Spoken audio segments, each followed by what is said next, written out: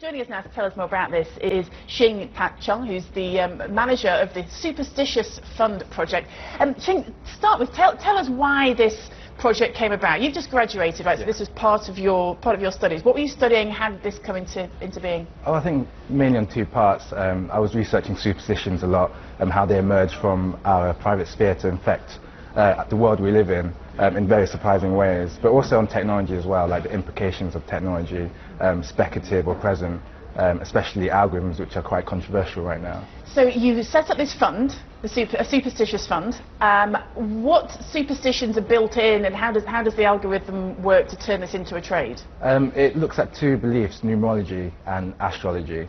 So it has the fear of the number 13, for example, and it also full moons, solar eclipses. So it starts to short the market when it sees these indicators. But it also connects its own patterns in the same way we connect patterns up, such as like lucky socks or lucky underwear. So it starts to generate its own lucky values, lucky numbers, that it starts to trade again using this as a new logic. Well, it sounds sort of fun, but there is a real logic here. I mean, it reminds me a little bit of the George Soros reflexivity thing, which is that we kind of create our own reality. And so if people actually react to superstitious, if people behave superstitiously, why not capitalize on it? Exactly. I mean, like my mum's takeaway loses 30%. Tonight it will lose 30% in profits, and the American economy, it loses around $800 million every Friday the 13th. Wow. Does it? And yet we're showing the performance of this fund. It looks to me like that's a little underwater. Yeah, it's recovered slightly from the past month, so it's around minus 5% right now. What do you think accounts for that? I don't know. Superstitions, presumably.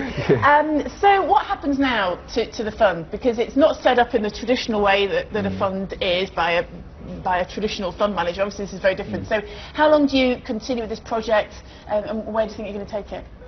This experiment is going to last for 1 year, so it started on June the 1st and it will finish next year on June the 1st. I think the fund will carry on. I'll think of different algorithm experiments, and there's a waiting list for a new experiment as well.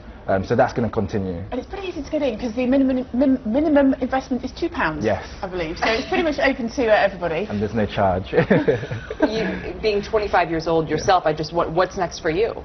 I'm not sure. I've just graduated 2 weeks ago, so I'm going to keep that open for now. World is your oyster. What kind of interest have you had? Obviously, you've come on CNBC, which presumably is a highlight for you. Yeah, definitely. But what kind of interest have you had from the financial community and other people that are interested? 'Cause I know you've been flying around telling people about this project. No, it's been fantastic. I mean, I met up with an investment firm who invested quite a bit in it and sponsored it as well, GDP Capital. Right.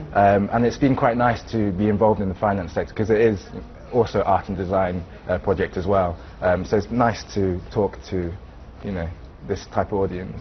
Well, and it's great to have you on the program to talk about it, especially on Friday the 13th. Yeah, great. Thank you. Shing Chung, fund manager for the Superstitious Fund project.